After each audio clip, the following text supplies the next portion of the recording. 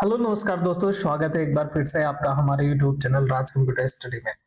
आज की ये आपकी M2R5 सेट 1 की वीडियो है, पहली वीडियो को लास्ट तक देखिए। ये वीडियो आपके लिए बहुत ही ज्यादा हेल्पफुल होने वाली है और आने वाले समय में हम कुछ और भी नेक्स्ट डे भी हम और भी वीडियोस लेकर के आएंगे इसका सेट 2 सेट 3 इस तरीके से। जब तक आपका एग्जाम नहीं हो जाता वीडियोस आती रहेंगी। तो वीडियो को आप लाइक कर दें और कमेंट करते रहें, साथ साथ आप जो भी क्वेश्चन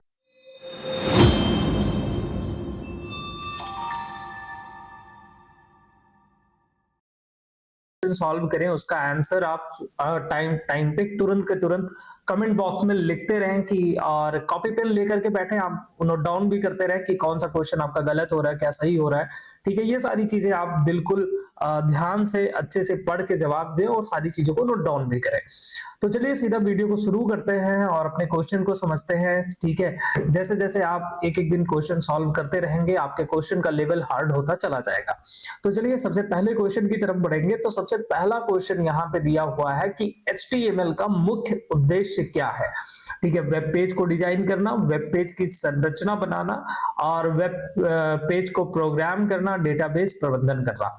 तो यहाँ पे देखिए HTML का मुख्य उद्देश्य कह रहा है कि to design web pages, to create structure of web pages. दोनों ऑप्शन में आप कंफ्यूज हो सकते हैं और मैं चाहूंगा सबसे पहले आप अपना आंसर लिखें कमेंट बॉक्स में और फिर मैच करें कि जो क्वेश्चन का आंसर मैं बता रहा हूं क्या आपके हिसाब से आपका आंसर सही हुआ या गलत हुआ। ठीक है, तो देखो यहाँ पे अगर बात हो रही है सिर्फ HTML का कि ठीक है कि HTML का मुख्य उद्देश्य क्या है, तो HTML का काम होता है वेब के स्ट्रक्चर को बनाना, कंटेंट वगैरह रखना। ठीक है, इन सब चीजों को रखना। तो वेब स्ट्रक्चर बनाना इसका राइट आंसर हो जाएगा। ठीक है, वेब को डिजाइन करने के लिए HTML, CSS, जावास्क्रिप्ट इन सब चीजों की जरूरत पड़ती है। तो यानी राइट आंसर क्या हो गया आपका, ऑप्शन बी हो गया है। इसके बाद में आगे बढ़ते हैं। तो यहाँ पे क्वेश्चन नंबर 2 है जहां पे बोला गया है कि HTML में सेमेंटिक टैग का उपयोग क्यों किया जाता है। ठीक है, HTML में सेमेंटिक टैग का उपयोग क्यों किया जाता है। पेज को रंगीन बनाने के लिए, सर्च इंजन को पेज का अर्थ समझाने के लिए और पेज लोड करने पेज लोड तेज करने के लिए या ब्राउजर बदलने के लिए। देखो जो सेमेंटिक टैग होते हैं जैसे मेटा टैग वगैरह होता है, ठीक है, मेटा टैग ये सब सेमेंटिक टैग कहलाते हैं जो हमारे वेब ब्राउजर्स को एक मीनिंग देते हैं, हमारे वेब पेज के बारे में बताते हैं। यानी इसका राइट आंसर हो जाएगा क्या आपका, ऑप्शन बी। ठीक है, नेक्स्ट क्वेश्चन है कि निम्न में से कौन सा टैग ब्लॉक लेवल एलिमेंट है। देखो 3 प्रकार के एलिमेंट होते हैं। ठीक है, block level element, inline element और वाइड एलिमेंट, इनके बारे में आपने पढ़ा होगा। ब्लॉक लेवल एलिमेंट यानी वो एलिमेंट जो भले ही थोड़ी जगह में ही लिखे हों लेकिन जगह को पूरा कवर करते हो। मान लीजिए कि आपने एक हेडिंग बनाया, ठीक है, हेडिंग में लिख दिया आपने ओ लेवल। अब ओ लेवल सपोज करो बस इतने में आ गया, लेकिन अब आप उसके बाद कोई एंकर टैग, कोई इमेज, कोई भी चीज लगाओगे तो आप देखोगे वो नीचे आएगा, ना कि इसके यहाँ पे आगे आएगा। क्योंकि जो ब्लॉक लेवल एलिमेंट होते हैं जैसे हेडिंग, पैराग्राफ, ड्यू, ये कहते हैं भैया भले ही हम थोड़े में है लेकिन जगह हमको यहां से यहां तक की चाहिए, पूरी पूरी जगह चाहिए, सामने हम किसी को नहीं आने देंगे। ठीक है, तो वो ब्लॉक लेवल एलिमेंट होते हैं जो पूरी जगह को कवर करते हैं। इनलाइन एलिमेंट जो उतनी ही जगह को कवर करे जितनी उनको आवश्यकता है, जैसे कि आपका हो गया एंकर टैग हो गया। ठीक है, ये सब आपके किस प्रकार के एलिमेंट होते हैं, block level element. Wide element वो होते हैं जो कि इंप्टी टैग होते हैं, ठीक है, जो क्लोज नहीं होते उन्हें हम वाइड एलिमेंट कहते हैं। तो यहां पूछ रहे हैं कि निम्न में से कौन सा टैग ब्लॉक लेवल एलिमेंट है। तो ब्लॉक लेवल एलिमेंट अभी हमने बताया कौन सा हो गया आपका, इसमें से ड्यू टैग है ना, ड्यू टैग आपका ब्लॉक लेवल। कमेंट जरूर करते रहिए, तुरंत देखिए क्वेश्चन नंबर के साथ में कमेंट करिए क्वेश्चन नंबर और फिर उसका आंसर बताइए। ठीक, आगे है कि HTML में मेटा टैग का उपयोग किस लिए किया जाता है। तो अभी मैंने बताया कि मेटा टैग का क्या उपयोग होगा, पेज की जानकारी ब्राउजर और सर्च इंजन को देना, है ना, मेटा टैग। ओके, आगे बढ़ते हैं। CSS का पूरा नाम, फटाफट आंसर करिए इसका, बहुत ही सिंपल सा क्वेश्चन है। CSS का पूरा नाम, ठीक है, तो CSS का पूरा नाम है कास्केडिंग स्टाइल शीट। और मैं चाहूंगा कि ये भी आंसर करके आप बताएं। अगला क्वेश्चन मैं बोल रहा हूं कि CSS को हम अपने वेब पेज में कितने तरीकों से ऐड कर सकते हैं। CSS अपने वेब पेज में कितने तरीके से ऐड किया जा सकता है। कितने तरीके हैं ये भी आप कमेंट में लिखिए, और कौन कौन से तरीका है, कितने प्रकार से अप्लाई होता है ये भी कमेंट बॉक्स में लिखिए। फटाफट इसका भी आंसर करिए और फिर आगे बढ़ते हैं। अगला क्वेश्चन है कि सीएसएस में कास्केडिंग का अर्थ क्या है? सीएसएस में कास्केडिंग का अर्थ क्या है? आंसर दिया हुआ है यहाँ पे, ऑप्शन दिया है डिजाइन को हटाना, स्टाइल की प्राथमिकता तय करना, वेब पेज के एनिमेट करना और फॉन्ट बदलना। देखो कास्केडिंग का मतलब होता है प्रायोरिटी देना, स्टाइल की प्रायोरिटी देना, ठीक है। अब जैसे सिंपल सा मतलब ये समझो, मान लो कि आपने पैराग्राफ टैग लगा दिया, ठीक है, पैराग्राफ टैग लगा दिया, यहां इसके अंदर आपने इनलाइन सीएसएस का यूज करके यहां पे आपने इसको कलर दिया। वहीं पे मान लो कि आपने इंटरनल टैग लगाया और इंटरनल सीएसएस लगाया है और उसमें भी इसी पैराग्राफ को टारगेट करके कलर दे रहे हो, ठीक है, या एक्सटर्नल भी यूज कर लिए, तो अब कौन सा कलर अप्लाई होगा? मान लो एक जगह लाल दे दिया, एक जगह पीला दे दिया, एक जगह नीला दे दिया, तो किसकी प्रायोरिटी ज्यादा होगी, किसको प्रायोरिटी पहली मिलेगी, ठीक है, कौन सा अप्लाई होगा, यही इसका मतलब है। आगे बढ़ते हैं। निम्न में से कौन सी सीएसएस प्रॉपर्टी टेक्स्ट को केंद्र में लाती है? निम्न में से कौन सी सीएसएस प्रॉपर्टी टेक्स्ट को केंद्र में लाती है? इसका राइट आंसर क्या हो जाएगा? अगर हम टेक्स्ट को केंद्र में लाना चाहते हैं, सेंटर में लाना चाहते हैं, तो यहाँ पे टेक्स्ट अलाइन नाम की प्रॉपर्टी हम यूज करते हैं, ठीक है। देखिए वेब पेजेस, अभी एग्जाम आ गया तो बहुत सारे बच्चे गलती ये करते हैं कि प्रैक्टिकल छोड़ देते हैं और सीधा सीधा यूट्यूब पे बस थ्योरी वो एमसीक्यू सॉल्व करने में लग जाते हैं। ये आप बहुत बड़ी गलती करते हैं, ठीक है, बहुत बड़ी गलती।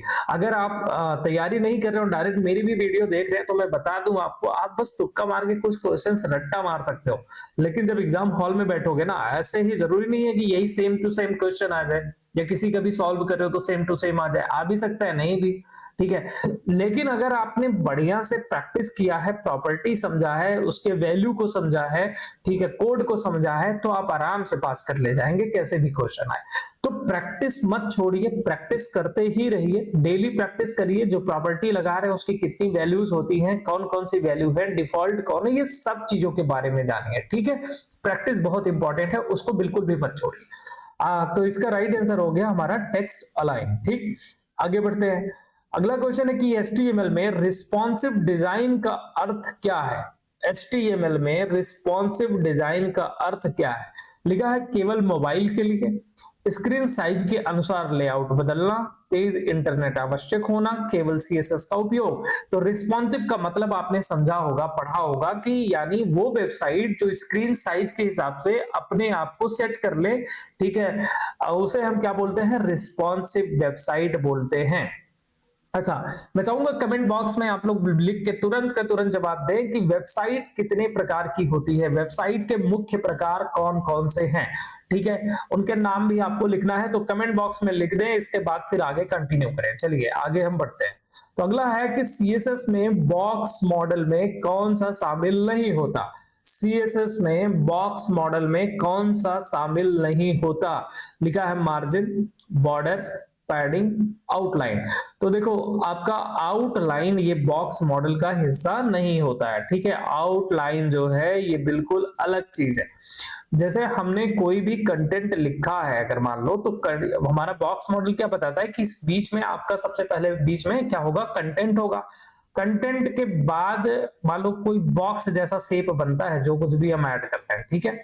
तो ये बॉर्डर है, बॉर्डर और कंटेंट के बीच में फिर क्या होगा? पैडिंग, इसके बाद बॉर्डर, फिर उसके बाद मार्जिन आता है, लेकिन यहाँ आउटलाइन का कोई भी जिक्र नहीं है, ठीक है। नेक्स्ट है कि अगला क्वेश्चन, एचटीएमएल में आई फ्रेम टैग का उपयोग किस लिए किया जाता है? ठीक है, एचटीएमएल में आई फ्रेम टैग का उपयोग किस लिए किया जाता है? वीडियो चलाने के लिए, एक वेब पेज के अंदर दूसरा वेब पेज दिखाने के लिए। हाँ जी, बिल्कुल ये राइट आंसर है, यानी हम कह सकते हैं कि नेस्टेड वेब पेज के लिए, ठीक है, नेस्टेड वेब पेज के लिए। ओके, तो नेक्स्ट क्वेश्चन की तरफ बढ़ते हैं। नेक्स्ट क्वेश्चन है कि निम्न में से कौन सा सीएसएस सेलेक्टर सबसे अधिक प्राथमिकता रखता है? निम्न में से कौन सा सीएसएस सेलेक्टर सबसे अधिक प्राथमिकता रखता है? Element selector, class selector, ID selector और यूनिवर्सल सेलेक्टर। देखो इनमें से जो सबसे अधिक रखता है वो है आपका आईडी। और मैं चाहूंगा कमेंट में आप तुरंत बताइए कि आईडी सेलेक्टर का चिन्ह क्या है और जब क्लास सेलेक्टर यूज करते हैं तो उस क्लास सेलेक्टर को कैसे टारगेट करते हैं, उसका चिन्ह क्या है, दोनों का फटाफट बताइए कि आईडी सेलेक्टर लिख करके फिर उसका चिन्ह बताइए, क्लास सेलेक्टर लिख करके उसका चिन्ह बताइए, कमेंट कर दीजिए, ठीक है, पता चलता रहे कि आप में से कौन ज्यादा तैयारी कर रहा है। ओके, नेक्स्ट, HTML में फॉर्म टैग का मुख्य उद्देश्य क्या है? तो फॉर्म टैग का मुख्य उद्देश्य क्या होता है HTML में? यहां लिखा है टेक्स्ट को दिखाना, उपयोगकर्ता से डेटा लेना, चित्र जोड़ना, लिंक बनाना। तो फॉर्म टैग का यूज होता है कि यूजर से इनपुट लेना, ठीक है, यूजर से इनपुट लेना। और मैं बता दूं, ये भी पूछा जाता है कि फॉर्म टैग के दो एट्रीब्यूट्स बता दीजिए। तो जैसे एक एक्शन नाम से एट्रीब्यूट होता है और एक मेथड के नाम से एट्रीब्यूट होता है। एक्शन जहां पे हमारा डेटा जाकर के स्टोर होता है उसका यूआरएल हम एक्शन नाम के एट्रीब्यूट के अंदर डालते हैं, और मेथड के दो वैल्यूज होती है। और मैं चाहूंगा कि कमेंट करके आप बताएं कि मेथड की दो वैल्यू कौन कौन सी हैं और फिर उसका डिफॉल्ट वैल्यू कौन सी है, ठीक है, इसको भी आप कमेंट करें। नेक्स्ट, निम्न में से कौन सा इनपुट टाइप पासवर्ड छुपाता है? तो यहाँ पे कौन सा इनपुट टाइप पासवर्ड को छुपाता है? यानी आपने फॉर्म बनाया होगा तो input type text, input type date, ऐसे ऐसे लिखा होगा। तो अगर हम इनपुट टाइप पासवर्ड लिख देते हैं, जो हमारे द्वारा इनपुट किए गए पासवर्ड को हाइड करके रखता है, आगे एक आंख के निशान बन के आता है, उस पर क्लिक करने पे फिर वो शो करता है। तो हमें इनपुट टाइप में पासवर्ड मेंशन करना होगा। अच्छा, इसका आंसर मैं बता दूं, जो मैंने आपसे पूछा कि मेथड की कितनी वैल्यूज है, मेथड की दो वैल्यूज होती हैं। कौन कौन सी होती है? एक है गेट और दूसरी कौन सी होती है? पोस्ट। जिसमें डिफॉल्ट कौन सी होती है? जिसमें डिफॉल्ट होती है गेट, ठीक है। ये तय करता है कि हमारा जो डेटा है वो आगे किस रूप में जाएगा। अगर आप चाहते हो कि कोड के रूप में जाए डेटा तो आप पोस्ट यहाँ पे मेंशन करेंगे, वैल्यू पास करेंगे, नहीं तो डिफॉल्ट वो गेट के रूप में है, ठीक है। आगे बढ़ते हैं। CSS में डिस्प्ले और फिर उसकी वैल्यू दिया है नन का क्या प्रभाव होगा? तो अगर हम डिस्प्ले प्रॉपर्टी यूज करके किसी को टारगेट करके और नन कर दें तो क्या होगा? एलिमेंट छुपता है लेकिन जगह रहती है, एलिमेंट पूरी तरह हट जाता है, एलिमेंट पारदर्शी हो जाता है, एलिमेंट छोटा हो जाता है। देखिए, इसीलिए मैं कह रहा हूं बार बार की प्रैक्टिस बहुत इंपॉर्टेंट है। अब बताइए, इसका क्वेश्चन का राइट आंसर एक तो है कि आप तुक्का चलो मार दिए, लग गया तो लग गया, नहीं तो सही जवाब वही सही दे सकता है तुरंत जिसने इसकी बढ़िया से प्रैक्टिस किया होगा, प्रॉपर्टी और वैल्यू को अच्छे से समझा होगा, जाना होगा, ठीक है। तो यहां पे डिस्प्ले नन कर देने से क्या होता है? एलिमेंट पूरी तरह हट जाता है ना। ऑप्शन बी इसका राइट आंसर होगा। और इसके बाद में फिर अगला क्वेश्चन आता है कि HTML में हाइपरलिंक बनाने के लिए कौन सा टैग प्रयोग होता है? बहुत ही सिंपल सा क्वेश्चन है, मैं चाहूंगा फटाफट आप लोग क्वेश्चन का आंसर लिख दीजिए। HTML में हाइपरलिंक बनाने के लिए कौन सा टैग प्रयोग होता है? लिंक, href, एंकर और URL, ठीक है। तो HTML में जब हम लिंक बनाने की बात करते हैं तो हम किस टैग का यूज करते हैं? एंकर टैग का यूज करते हैं, है ना, एंकर टैग का यूज करते हैं।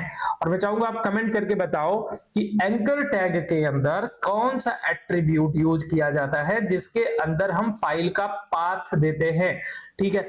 फाइल पाथ देने के लिए एंकर टैग के अंदर कौन सा एट्रीब्यूट यूज करते हैं? फटाफट जवाब दीजिए, ठीक है। सारे लोग आंसर लिखते जाइए, बहुत कम लोग आंसर लिख रहे हैं, सारे लोग लिखते जाइए। ओके, आगे बढ़ते हैं कि CSS में पोजीशन कॉलन एब्सोल्यूट का अर्थ क्या है ना। पोजीशन नाम की अगर हमने वैल्यू पास की, उसकी सॉरी प्रॉपर्टी दी है और उसकी वैल्यू पास कर दी है एब्सोल्यूट, तो उसका अर्थ क्या होगा? कह रहा है कि पोजीशन अकॉर्डिंग टू स्क्रीन, यानी स्क्रीन के अनुसार स्थिति लेगा, अपनी पोजीशन लेगा। और नजदीकी पोजीशन पेरेंट के अनुसार, मतलब अगर जैसे मान लो कि हमने एक ड्यू बनाया, ठीक है, इस ड्यू के अंदर भी एक ड्यू ले लिया, यानी सपोज करो दो बॉक्सेस बना लिए। अगर इस छोटे वाले को हम वैल्यू क्या दे दें? एब्सोल्यूट दे दें, तो ये क्या करेगा?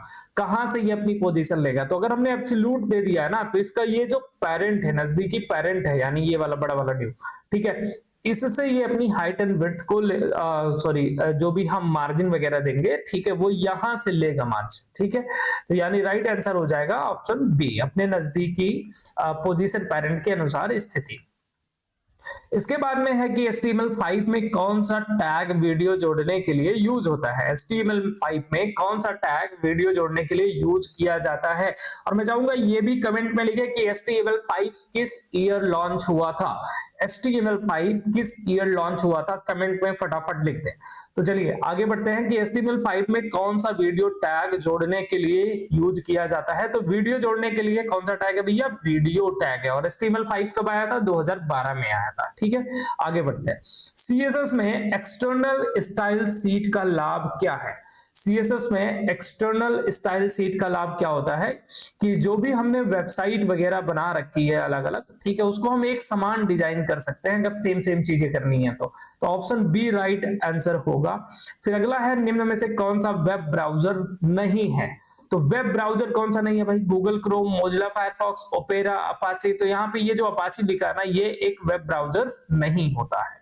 ठीक है, तो ऑप्शन डी इसका राइट आंसर है। अगला क्वेश्चन बहुत ही सिंपल है, तुरंत इसका जवाब दीजिए। URL का पूरा नाम क्या है। ठीक है, लिखा है option a uniform resource locator, universal resource locator, sorry link, और फिर तीसरा की unified record locator. Option D है यूनिफॉर्म रिकॉर्ड लिंक। तो इसका राइट आंसर क्या होगा, ऑप्शन ए इसका राइट आंसर होगा। ठीक है, अगला क्वेश्चन है कि HTML में टेबल टैग का उपयोग किस लिए होता है। ठीक है, HTML में टेबल टैग का उपयोग किस लिए होता है। तो यहां पर लिखा है what is the use of table tag in HTML, form बनाने के लिए, डेटा को पंक्ति और स्तंभ में दिखाने के लिए, चित्र जोड़ने के लिए, लिंक बनाने के लिए। तो टेबल का काम होता है अपने डेटा को टेबुलर फॉर्म में दिखाना। और टेबुलर फॉर्म का मतलब है कि हम अपने डेटा को किस तरीके से दिखा रहे हैं, कॉलम और रो में दिखा रहे हैं। तो यानी ऑप्शन बी यहाँ पे राइट आंसर होगा। इसके बाद फिर अगला क्वेश्चन है कि CSS में जेड इंडेक्स प्रॉपर्टी किस लिए प्रयोग होती है।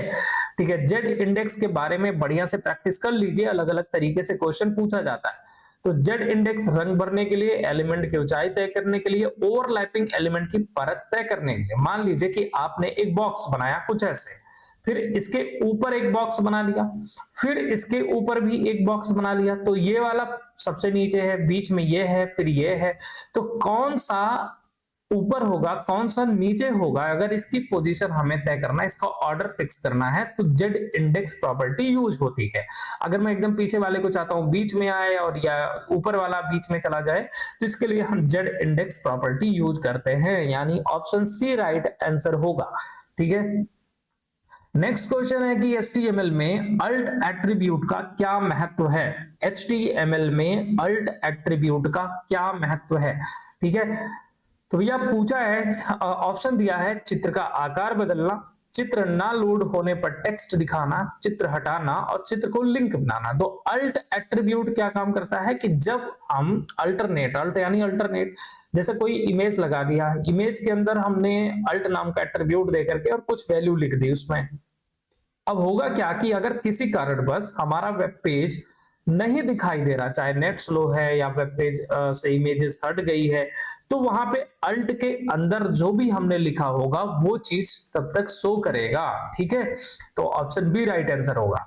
फिर इसके बाद में है कि CSS में मीडिया क्वेरी का उपयोग किस लिए किया जाता है। CSS में मीडिया क्वेरीज का उपयोग किस लिए होता है। ऑप्शन ए वीडियो चलाने के लिए, ऑप्शन बी रिस्पॉन्सिव डिजाइन बनाने के लिए, ऑप्शन सी फाइल को सेव करने के लिए, ऑप्शन डी इंटरनेट कनेक्ट करने के लिए।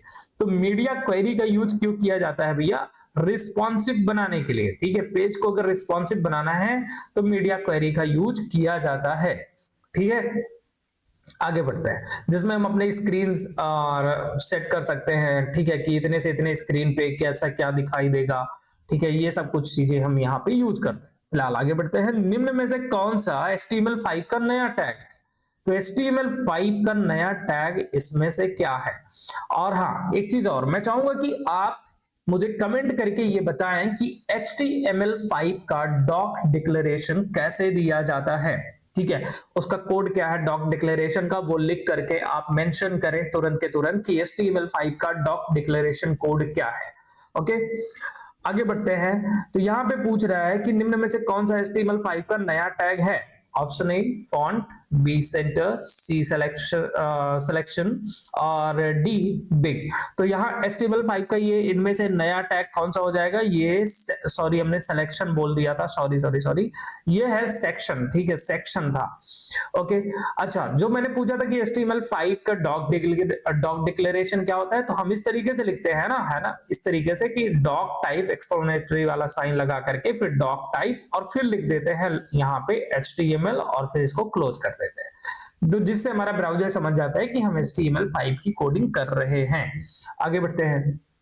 अगला क्वेश्चन है कि CSS में ओवरफ्लो फिर उसकी वैल्यू है हिडन का अर्थ क्या है। CSS में ओवरफ्लो कॉलन हिडन का अर्थ क्या है। तो ओवरफ्लो क्या काम करता है, अतिरिक्त कंटेंट दिखेगा, अतिरिक्त कंटेंट छुप जाएगा, स्क्रॉल बनेगा, कंटेंट हट जाएगा।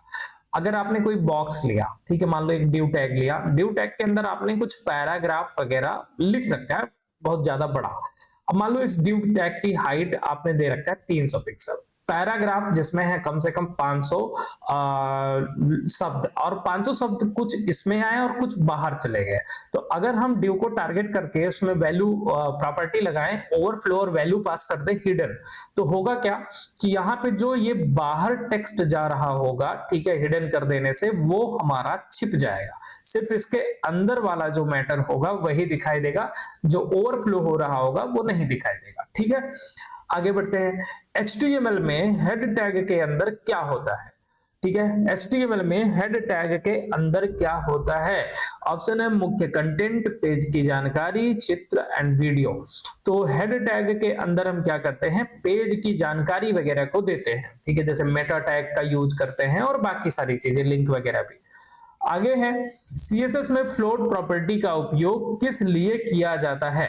तो फ्लोट प्रॉपर्टी का यूज किस लिए होता है भाई, टेक्स्ट बड़ा करने के लिए, एलिमेंट को बाएं या दाएं करने के लिए। तो यही इसका राइट आंसर है, एलिमेंट को अगर हम बाएं से दाएं करना चाहते हैं तो फ्लोट प्रॉपर्टी यूज होती है।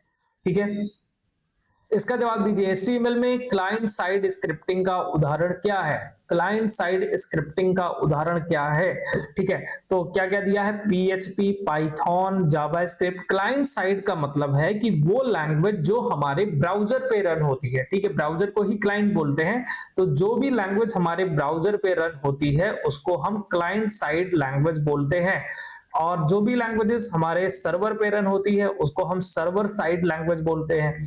तो यहाँ पे पूछ रहा है कि क्लाइंट साइड स्क्रिप्टिंग लैंग्वेज का उदाहरण क्या है, PHP, पाइथन, जावास्क्रिप्ट और MySQL। तो यहाँ पे जावास्क्रिप्ट को क्लाइंट साइड लैंग्वेज के रूप में जाना जाता है। ठीक है, बाकी ये सब कुछ हमारी ये सर्वर साइड स्क्रिप्टिंग लैंग्वेज के रूप में आती है। आगे है, वेब होस्टिंग का मुख्य उद्देश्य क्या है। तो वेब होस्टिंग का मुख्य उद्देश्य, ऑप्शन ए वेबसाइट डिजाइन करना, ऑप्शन बी वेबसाइट को इंटरनेट पर उपलब्ध कराना, ऑप्शन सी डोमेन नाम याद रखना और ईमेल भेजना। ठीक है, तो वेब होस्टिंग का मतलब क्या होता है कि जहां पे हम अपने वेब पेज को अपलोड करते हैं, जहां हमारी सारी फाइलें, सारे कंटेंट जाकर के एक जगह स्टोर होंगे। तो यानी इसका राइट आंसर क्या होगा, वेबसाइट को इंटरनेट पर उपलब्ध कराना, ऑप्शन बी। तो ये थे आज के ये 30 क्वेश्चन। उम्मीद करता हूं कि आपने वीडियो अब तक लाइक कर दिया होगा और सारे क्वेश्चंस आपको अच्छे भी लगे हों, समझ में भी आए हों। ठीक है, तो वीडियो लाइक कर दीजिए और शेयर कर दीजिए ज्यादा से ज्यादा, चैनल सब्सक्राइब कर लीजिए, क्योंकि अब रेगुलर आपके सामने रोजाना 30-30 वीडियो 30-30 MCQ हम लाते रहेंगे। ठीक है, तो चैनल पे बने रहें इसी तरीके से, और वीडियो जैसे ही आए तो उसको देखते जाएं और प्रैक्टिस करते जाएं, और प्रैक्टिकल करना मत छोड़िए, प्रैक्टिकल करते रहिए। चलिए मिलते हैं अगली वीडियो में। Thank you so much, bye bye, take care.